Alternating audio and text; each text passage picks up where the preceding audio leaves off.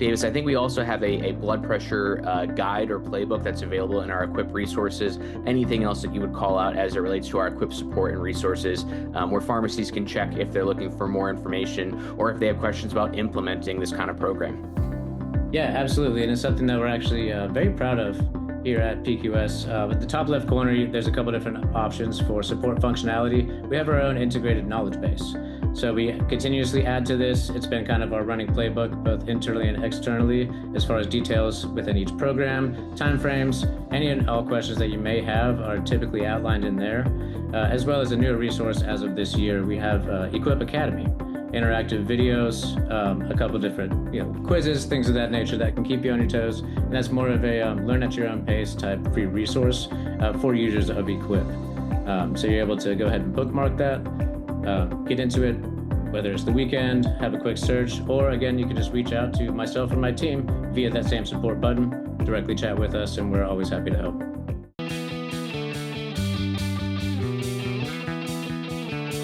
Welcome to the Pharmacy Quality Solutions Quality Corner Show. Buckle up and put your thinking cap on. The Quality Corner Show starts now. Welcome, everyone, to the PQS Quality Corner Show. On today's episode, we would like to help answer some of the biggest support questions we've received related to EQUIPP here in 2026.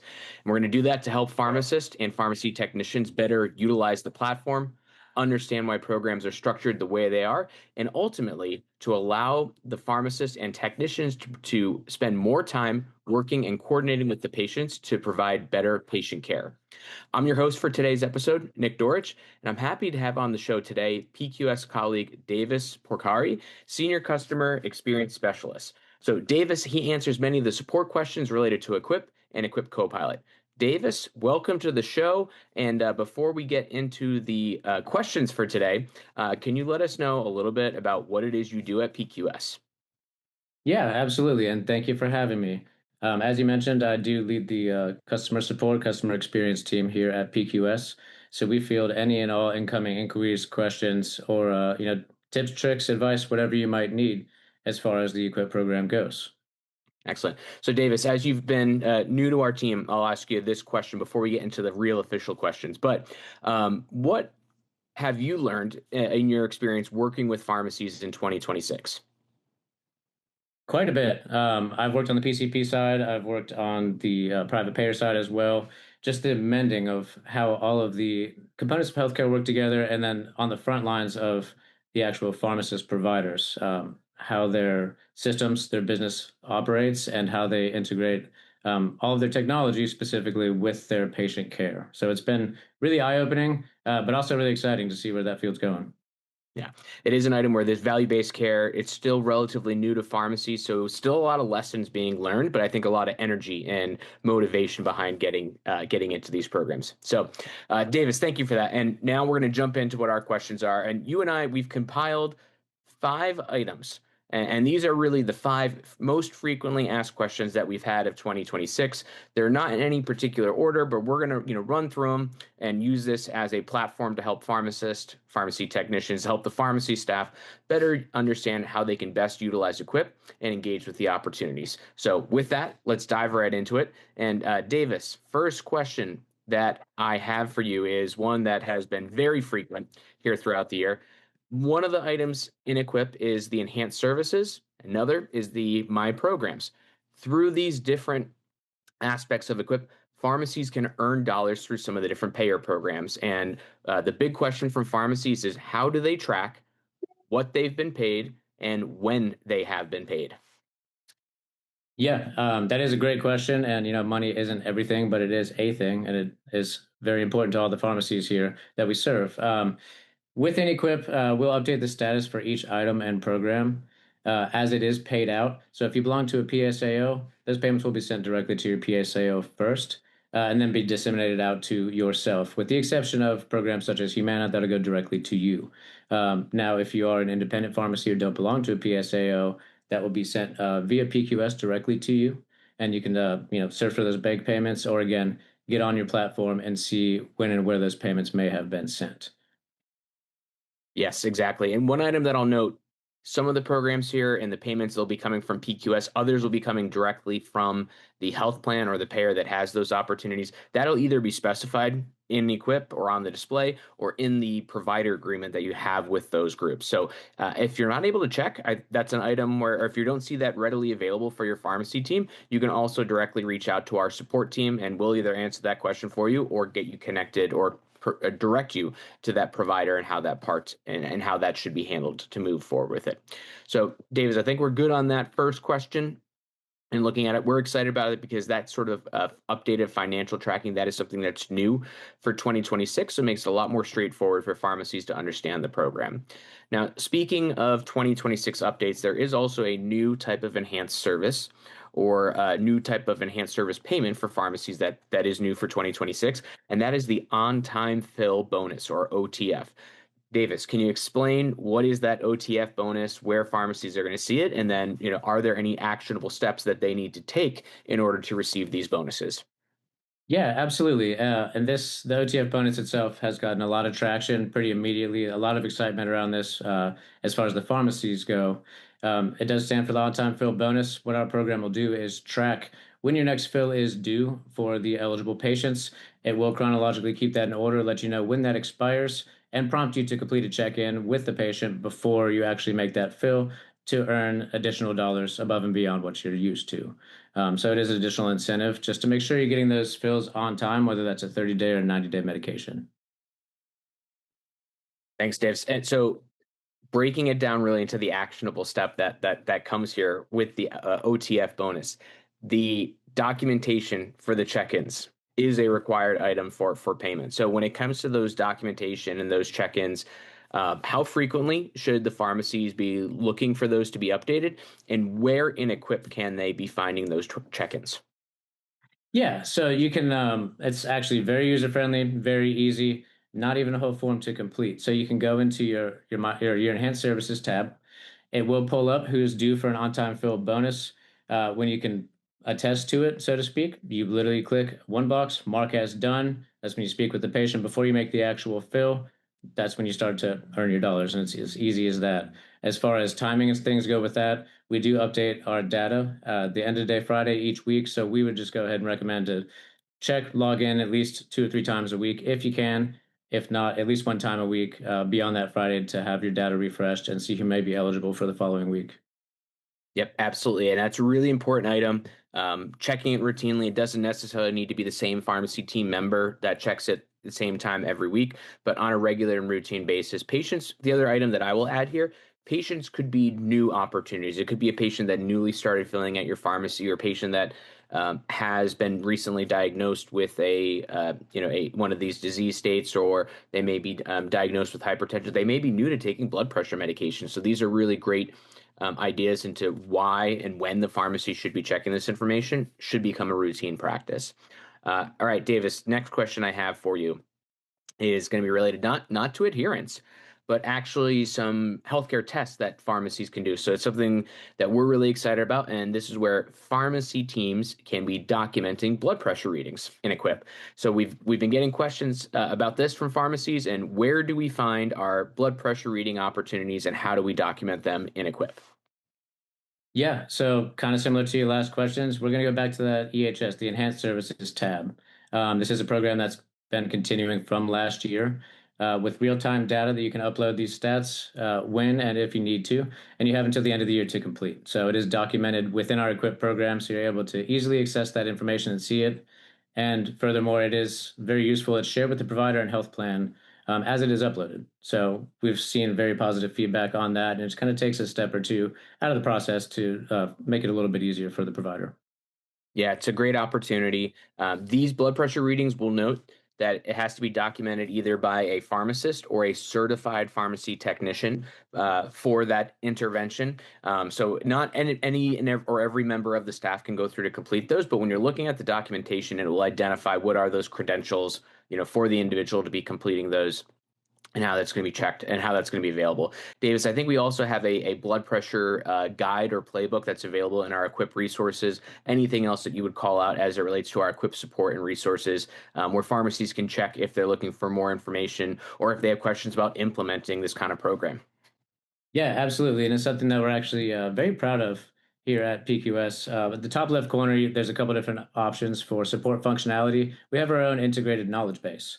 So we continuously add to this. It's been kind of our running playbook, both internally and externally, as far as details within each program, timeframes, any and all questions that you may have are typically outlined in there, as well as a newer resource as of this year. We have EQUIPP Academy, interactive videos, a couple different quizzes, things of that nature that can keep you on your toes. And that's more of a learn at your own pace type free resource for users of EQUIPP.